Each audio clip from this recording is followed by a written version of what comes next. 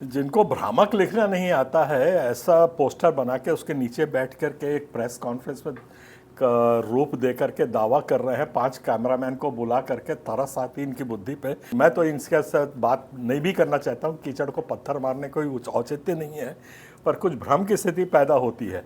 मैं अगर चुप रह जाऊं तो आप ये सोचोगे अरे ये चुप हो गया मतलब ये झूठा है। पहला सवाल इनसे है, आप पत्रकार वार्ता का रूप क्यों दे रहे हैं? पत्रकार वार्ता क्यों नहीं बुलाते हैं? प्रेस क्लब में जाइए, वहाँ पे मेन लाइन के पत्रकारों को बुलाइए और जब वो सवाल पूछेंगे ना पत्रकार, तो पैंट गीली होके छोड़ के भागना पड़ जाएगा। ये मैं बता रहा हूँ अभी से आपको। और हिम्मत है तो आ जाइए, प्रेस कॉन्फ्रेंस करते हैं, देखते हैं कितना आपकी बातों में दम है। मैं एक पुरानी बात आप लोगों को थोड़ा सा याद दिलाना चाहता हूँ, खासतौर से अपने समाज के लोगों को।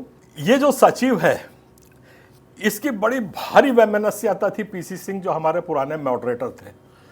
बहुत अच्छी बात है, आप अब किसी से ताल्लुकात रखते हैं नहीं रखते हैं, आप उसको मानते हैं नहीं मानते हैं, ये पूरा हमारा संवैधानिक अधिकार है, वो उसको उन्होंने निभाया। सवाल ये पैदा होता है, पीसी सिंह को हटाने के लिए इस व्यक्ति ने सीएनआई का एफसीआरए रोकने में बहुत अहम भूमिका निभाई थी। ये जो बड़े बड़े हमारे जो नेता हैं उनके करीब होने के लालच में इस आदमी ने सीएनआई का एफसीआरए को बंद करवाया था और अपना पीठ थपथपा रहा था। ये बात जनता सुन ले। आज इनने जब सीएनआई का जो एफसीआरए बंद करवाया था तो ईओडब्ल्यू के पास इनने जाकर के लिखित शिकायत दी थी कि हमारा एफसीआरए बंद किया जाए। उसकी सारी शिकायत की कॉपी मेरे पास है।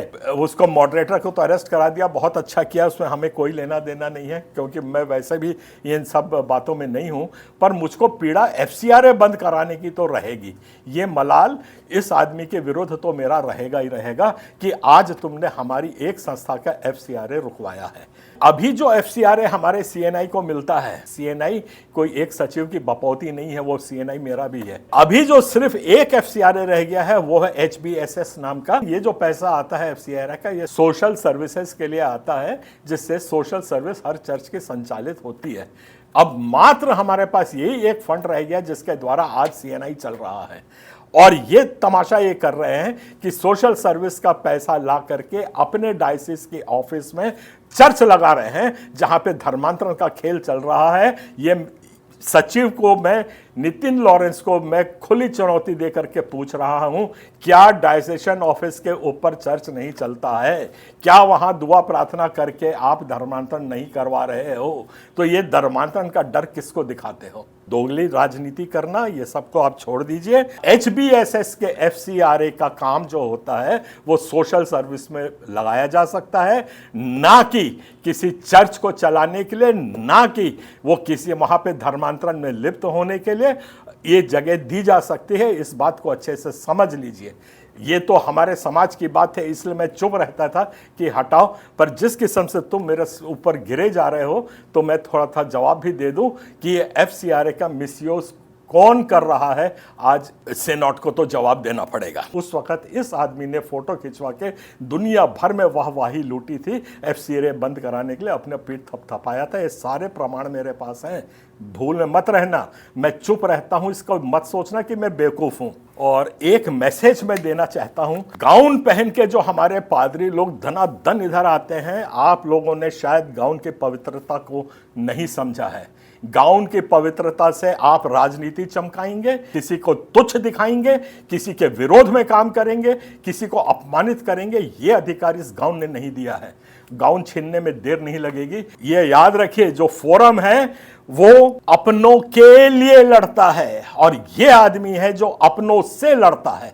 इसने आज तक चर्च बचाने के लिए या किसी भी पीड़ित को न्याय दिलाने के लिए आज 140 कब्रें खोद करके लाशों को सड़क पे फेंका गया है। क्या काम किया है ये जवाब दे। सोशल सर्विस से आप पैसा लेते हो, कितने भूखे नंगों को आपने खिलाया, जवाब दे। कितने लोगों के दर्द को सहलाया, कितनी दवाई बांटी, आपने किस सोशल सर्विस में किस पैसे को लगाया है? उल्टा 84 लाख रुपए जो प्रोविडेंट फंड का था वो उसको लेकर के गायब हो गए हैं। और आरोप हम पे लगाते हैं कि अरुण पन्नालाल 2.5 करोड़ रुपए लेके भाग गया। अरे बेवकूफो, थोड़ा सा तो दिमाग रखो। एक नोट जो होता है 500 का, उसका वजन 1 ग्राम होता है जब वो नया होता है। जब पुराना होता है तो उसका वजन 1.5 ग्राम हो जाता है। अगर 2.5 करोड़ लेकर के मैं वहां से भागा हूं, ये ऐसी चर्चा सोशल मीडिया में खूब चल रही है, तो उसका वजन 75 किलो होगा। 75 किलो को मैं सिर पे रख के भाग गया और ये लोग सब बैठे रहे, कुछ नहीं किए। थाने में जाके इनने रिपोर्ट भी नहीं कराई, इनका पैसा चोरी हो गया तो भी चुप बैठे हुए हैं और यहां ये फजूल की नेतागिरी कर रहे हैं। एक भय बनाया जा रहा है हमारे पादरियों में, धर्मांतरण पे तुम गिरफ्तार कर लोगे। मैं चुनौती से कहता हूं, आज तक फोरम के एक भी पादरी को धर्मांतरण के आरोप में और गिरफ्तार नहीं किया जा सका है। तो इस किस्म का डर को जो हमारे सीएनआई के पादरी हैं दिमाग से निकाल दें। फोरम खड़ा होता है तो अपने समाज के लिए, अपने लोगों के लिए, अपने हित के लिए और हमारे जो अधिकार हैं उसके लिए, और हम इस बात को लड़ते रहेंगे। और इनने आज तक आपके समाज के लिए, आपके चर्च के लिए क्या किया है, आप इससे ही पूछिए। ये मेरे से स्पष्टीकरण नहीं देना चाह रहा था क्योंकि मैं कीचड़ में पत्थर नहीं मानता हूं, पर एक कहानी आप लोगों ने सुनी होगी। बैलगाड़ी के नीचे जो कुत्ता चलता है ना, वो सोचता है कि मैंने पूरी बैलगाड़ी को उठा के रखा हुआ है। थोड़े से मैं आंकड़े आपको दे देता हूं।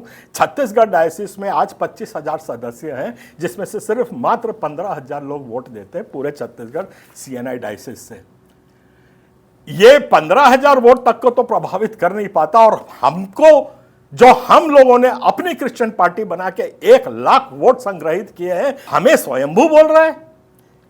तो ये सारे चक्कर छोड़ दीजिए। हमने आज तक किसी का भी नेता करने का मैंने ना दावा किया, ना फोरम दावा करता है। हम सेवक हैं, हम रक्षक हैं, हम अपना नतमस्तक झुकाते हैं अपने समाज के लिए और सेवा करते रहेंगे। बलि चढ़ाने की बात आएगी तो अपने सिर की हम बलि भी देंगे, हम डरते नहीं है। और मेरे पीछे जितनी टीम है आज पूरी इसी तरह से अपने समाज को बचाने में लगी हुई है। तो मेरे सीएनआई के पादरीगणों, अगर आप चाहते हो कि आप धार्मिकता बना के रखे रहें, बहुत बड़ी कार्रवाई करूंगा मैं। ऐसा नहीं कि मैं चुपचाप बैठूंगा।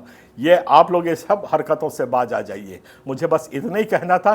कहने को तो बहुत कुछ है, एक एपिसोड और देखना, कल मैं इसका दूंगा जो ये ट्रम्प के बारे में बोल रहा था। मैं बता दूंगा कि मेरी क्या हस्ती है।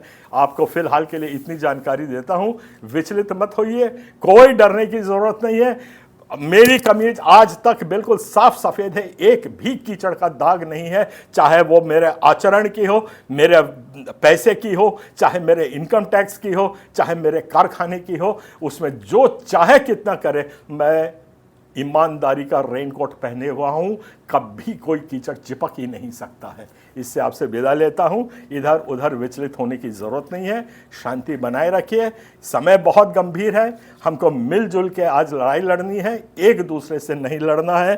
फिर मैं आप लोगों को बता रहा हूं, अपनों से लड़ना बंद करो, अपनों के लिए लड़ने के लिए खड़े हो जाओ। आप सबको जय जोहार, जय छत्तीसगढ़, जय मसीह।